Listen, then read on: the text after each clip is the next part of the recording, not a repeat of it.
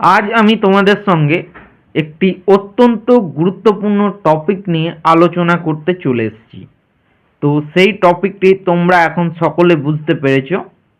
তো তোমরা যারা ক্লাস 12-এর ওয়েস্ট বেঙ্গল বোর্ডের অর্থাৎ West Bengal Council of Higher Secondary এডুকেশনের আন্ডারে যারা 4th সেমিস্টারের যারা স্টুডেন্টস রয়েছো, সংস্কৃত সাবজেক্টটা যাদের রয়েছে তাদের জন্য কিন্তু আজকের এই ভিডিওটি অত্যন্ত গুরুত্বপূর্ণ হতে চলেছে।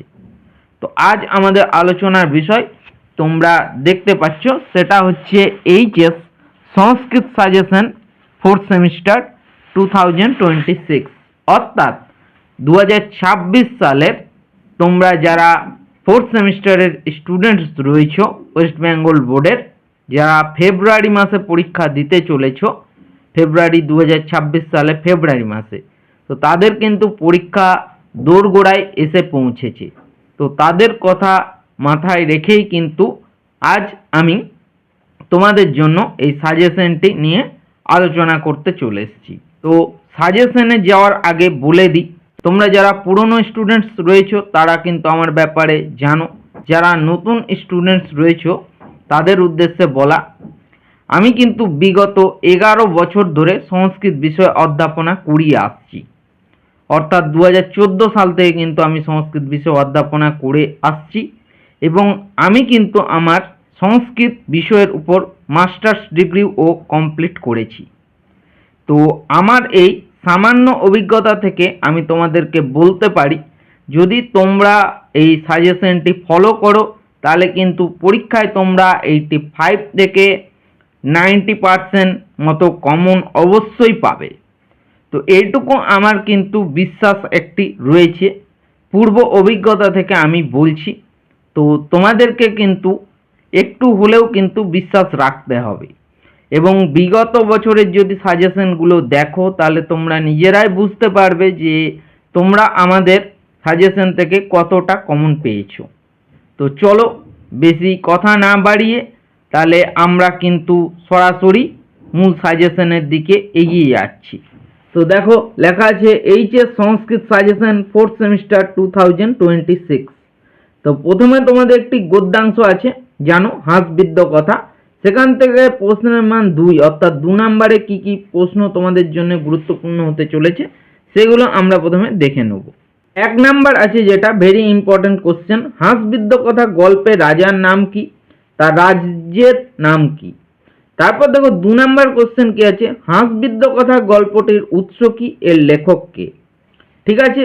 তারপর 3 নাম্বারে কোনটা দেখবে, সোনা চাষের জন্য কোথায় জমি প্রস্তুত করা হয়েছিল।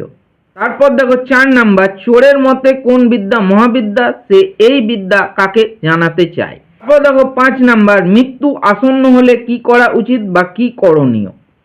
তারপর দেখো 6 নাম্বার, এই কোশ্চেনটাকে একটু যদি ঘুরিয়ে দেয় তাহলে এরকম দিতে পারে 6 নাম্বার কোশ্চেন, যেটাতে আমি লিখেছি মৃত্যু আসন্ন হলে চতুর্থ চোর কি করেছিল। নেক্সট দেখো 7 নাম্বার, হাঁসবিদ্য কথা গল্পটির উপদেশটি লেখো। ঠিক আছে, এটাও কিন্তু ভেরি ইম্পর্টেন্ট 7 নাম্বার কোশ্চেনটা। তারপর দেখো 8 নাম্বার, তেনো বিদ্যা মর্তলোকে তিষ্ঠতু, এখানে কে কোন বিদ্যার কথা বলেছে। ঠিক আছে। তারপর দেখো 9 নাম্বার, সোনা চাষের পদ্ধতি কি।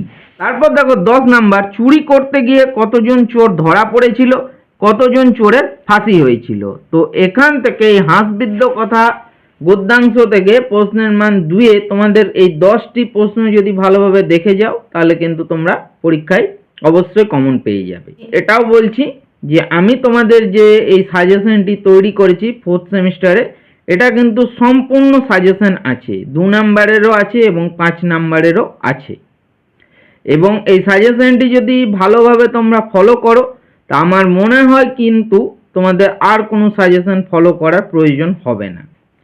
এবারে দেখো নেক্সট আমরা যে তোমাদের একটি পদ্য রয়েছে যার নাম হচ্ছে বনেচর ভাষণম, সেই পদ্যাংশ থেকে 2 নাম্বারের কোশ্চেন দেখে নেব। দেখো বনেচর ভাষণম পদ্যাংশ প্রশ্নের মান 2। 1 নাম্বার আছে কিরাতার্জুনীয়ম পাঠ্যাংশের লেখককে, এটা কিন্তু খুব ইম্পর্টেন্ট, তার অপর নাম কি। তারপর দেখো 2 নাম্বার, বনেচর ভাষণম পাঠ্যটি কোথা থেকে নেওয়া হয়েছে, গ্রন্থটি কোন জাতীয়। তারপর দেখো 3 নাম্বার রাজলক্ষ্মী প্রতিষ্ঠার উপায়টি কি। তারপর দেখো 4 নাম্বার কোশ্চেন আছে কিরাতার্জুনিয়মের একটি টিকা ও টিকাকারের নাম লেখো, ভেরি ইম্পর্টেন্ট। 5 নাম্বারে কি আছে ন বিবর্তে তস্য মনোহ, লাইন তুলে কিন্তু কোশ্চেন এরকম দিতে পারে, কার সম্পর্কে বলা হয়েছে এবং কেন। ঠিক আছে, নেক্সট 6 নাম্বার দেখো দুর্যোধনের সাম ও দান নীতি কেমন ছিল। তারপর দেখো 7 নাম্বার কোশ্চেন বনেচর কেন যুধিষ্ঠিরের কাছে ক্ষমা প্রার্থনা করেছিল। তারপর দেখো 8 নাম্বার কৃত প্রণামস্য, কে কাকে প্রণাম করেছে, এটাও কিন্তু ভেরি ইম্পর্টেন্ট। 8 নাম্বার যেগুলো ইম্পর্টেন্ট বলছি সেগুলো কিন্তু তোমরা একটু কিন্তু খাতাতে বা বইয়ে কিন্তু তোমরা মার্ক করে নিতে পারো পেন্সিল দিয়ে। তারপর দেখো 9 নাম্বার নারিকেল ফল সম্মেতং বচ ভারবে, ব্যাখ্যা করো। তারপর দেখো 10 নাম্বার ত্রিগণ কি, কে ত্রিগণের যথাযথ সেবা করেছে। এখান থেকে এই বনেচর ভাষণম থেকে কিন্তু এই 10টি মাত্র প্রশ্ন পড়ে গেলে তোমরা পরীক্ষায় কমন পাবে। আমি কিন্তু দেখো তোমাদের জন্য খুবই স্বল্প কিন্তু সাজেশন তৈরি করেছি। এবারে নেক্সট আমরা কিন্তু যে তোমাদের নাট্যাংশ আছে বা দৃশ্যকাব্য আছে যার নাম হচ্ছে আত্রেয়ী বনদেবতা সংবাদ, তো সেখান থেকে 2 নাম্বার এর প্রশ্ন আলোচনা করব।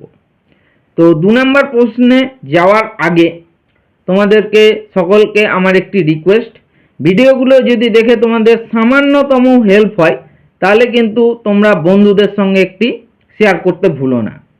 কারণ কি হয়, তোমরা যদি শেয়ার করো তাহলে কিন্তু তোমাদের যেমন হেল্প হচ্ছে তোমাদের বন্ধুদেরও একটু হেল্প হয়। এবং যারা অলরেডি আমাদের চ্যানেলটিকে সাবস্ক্রাইব করে রেখেছো তাদেরকে জানাই আরও একবার অসংখ্য ধন্যবাদ। এবং যারা এখনো পর্যন্ত আমাদের এই ছোট্ট চ্যানেলটি সাবস্ক্রাইব করে ওঠার সুযোগ পাওনি তারা অতি অবশ্যই সাবস্ক্রাইব বাটনটি প্রেস করে একটু চ্যানেলটির পাশে থাকতে ভুলো না। সাবস্ক্রাইব করলে এই ভিডিও বানানোর জন্য কিন্তু আরও বেশি আমি ভালোভাবে মোটিভেট হই এবং তোমরাও কিন্তু পরবর্তীকালে কিন্তু এই চ্যানেলের মাধ্যমে তোমাদের কিন্তু হেল্পফুল এডুকেশন পারপাস ভিডিও পেয়ে থাকো। তো চলো নেক্সট আমরা 2 নাম্বার যে প্রশ্ন রয়েছে সেটা আলোচনা করছি আত্রেয়ী বনদেবতা সংবাদ থেকে। আত্রেয়ী বনদেবতা সংবাদ নাট্যাংশ বা দৃশ্যকাব্য বলতে পারো, প্রশ্নের মান 2। 1 নাম্বার আছে আত্রেয়ী বনদেবতা সংবাদ, এর রচয়িতা কে, কোথা থেকে নেওয়া হয়েছে। 2 নাম্বার ভবভূতির পিতামাতার নাম লেখো।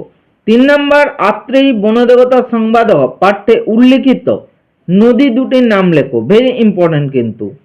তারপর দেখো 4 নাম্বার তোমার পাঠ্য নাট্যাংশে কোন কোন চরিত্র কেবল নামে উল্লিখিত হয়েছে। 5 নাম্বার বাল্মীকি কোন নদীতে স্নান করতে গিয়েছিলেন, বাল্মীকির অপর নাম কি, এটাও কিন্তু খুব ইম্পর্টেন্ট 5 নাম্বার। 6 নাম্বার দেখো আত্রেয়ীর কোন কথায় বনদেবী বাসন্তী মূর্ছিত হয়েছিল। 7 নাম্বার দেখো উত্তর রামচরিতের মূল রস কি, নাটকটি কত অঙ্ক বিশিষ্ট। 8 নাম্বার দেখো ব্যাধ কি হত্যা করেছিল তা দেখে বাল্মীকি কি বলেছিল। 9 নাম্বার কোশ্চেন দেখো বনদেবতা তাপসীকে কি দিয়ে অভ্যর্থনা জানিয়েছিল। আর 10 নাম্বার ত্রয়ী বিদ্যা কি, ভেরি ইম্পর্টেন্ট, নাটকে কাকে বেদবিদ্যার প্রাচীনতম অধ্যাপক বলা হয়েছে। তো আত্রেয়ী বনদেবতা সংবাদ থেকে এই 10টি মাত্র কোশ্চেন তোমাদের ফলো করতে হবে। তারপর দেখো হাঁসবিদ্য কথা গদ্যাংশ। এবারে প্রশ্ন মান 5-এ কোনগুলো তোমরা দেখে যাবে, কোনগুলো ভেরি ইম্পর্টেন্ট। 1 নম্বরে যেটা দেখবে হাঁসবিদ্য কথা গল্পটির নামকরণের সার্থকতা বিচার করো, ভেরি ইম্পর্টেন্ট। 2 নম্বর দেখো হাঁসবিদ্য কথা গল্পটির সারাংশ হোক, সার মর্ম হোক বা সার সংক্ষেপ হোক, ঠিক আছে, নিজের ভাষায় লেখো, যেটা দেবে সেটা একই অ্যান্সার লিখে আসবে। 3 নম্বর দেখো চতুর্থ চোরের ধূর্ততা পরিচয় দাও। এই হাঁসবিদ্য কথা গল্প থেকে মাত্র 3টি মাত্র কোশ্চেন তোমরা দেখে যাবে।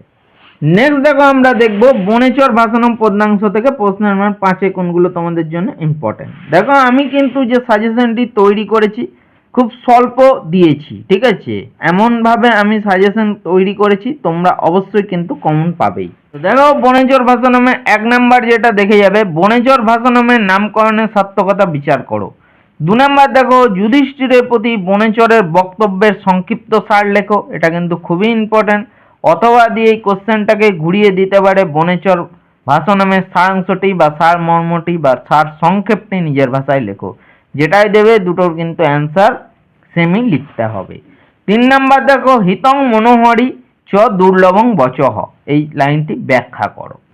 নেক্সট দেখো এবারে আত্রি বনদেবতা সংবাদহ, যেটা দৃশ্যকাব্য নাটক আছে, সেখান থেকে প্রশ্নের মান 5-এ কোনগুলো তোমাদের জন্য ইম্পর্টেন্ট। তো 1 নাম্বার দেখো ভবভূতির রচনা শৈলী বিশ্লেষণ করো। 2 নাম্বার আত্রি বনদেবতা সংবাদহ এর বিষয়বস্তু সংক্ষেপে লেখো, ভেরি ইম্পর্টেন্ট বিষয়বস্তু। তারপর দেখো 3 নাম্বার আত্রি বনদেবতা সংবাদহ পাঠ্যাংশটির বা পাঠ্যটির নামকরণের সার্থকতা বিচার করো।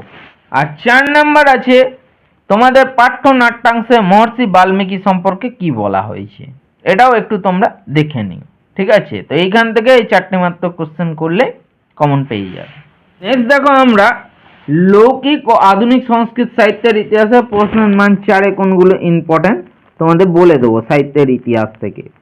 তো বলছি নেক্সট আমাদের যে পরবর্তী ভিডিও আসতে চলেছে সেটা তোমাদের সংস্কৃতের 4th সেমিস্টারের যে তোমাদের গ্রামার রয়েছে ব্যাকরণের উপর সাজেশন।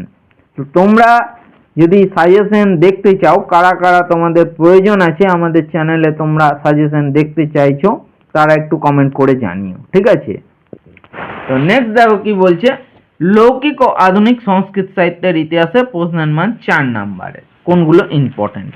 1 নাম্বার কোশ্চেন যেটা ইম্পর্টেন্ট, সুশ্রুত সংহিতা সম্পর্কে লেখো বা সুশ্রুত সংহিতার বিষয়বস্তু সংক্ষেপে আলোচনা করো, সেম অ্যান্সার কিন্তু লিখতে হবে।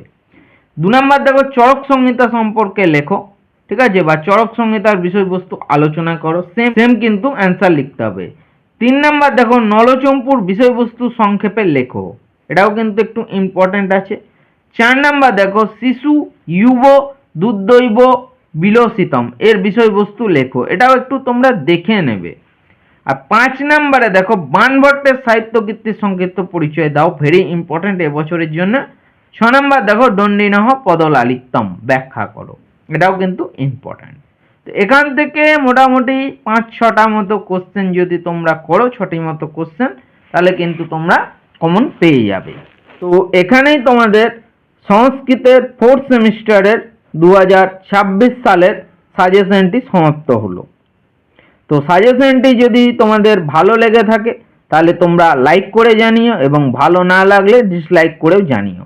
তো ভিডিওটি এতক্ষণ ধৈর্য ধরে দেখার জন্য তোমাদের সকলকে আমার তরফ থেকে আরও একবার অসংখ্য ধন্যবাদ জানাই।